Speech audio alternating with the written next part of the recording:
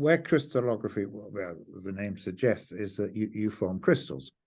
And amazing to me, proteins, which are, big molecules, many thousands of atoms in there, you can form crystals.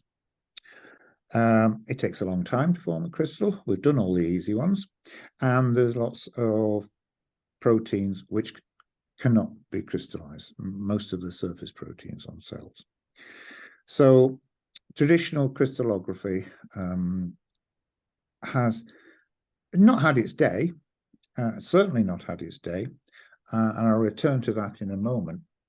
But you look at different techniques of getting the diffraction pattern, which is what you need, and from that you can work out all the molecular spacings and the molecular structure by totally different techniques. However, for all this work on protein crystallography and the important that it is, the market size is minute compared to powder diffraction. So many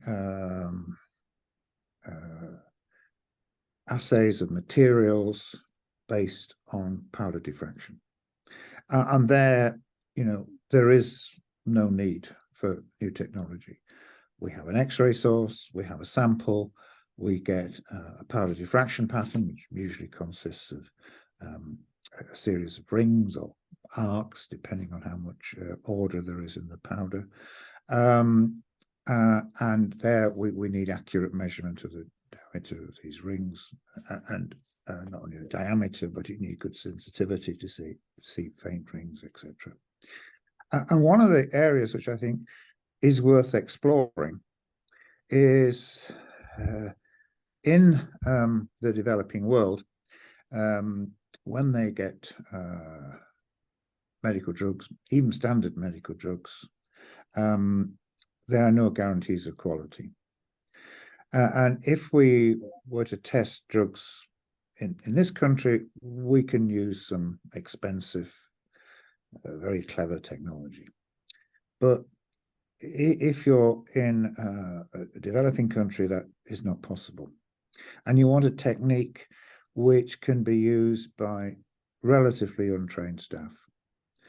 And you can tell so much of the basic composition of a material by looking at its powder diffraction pattern.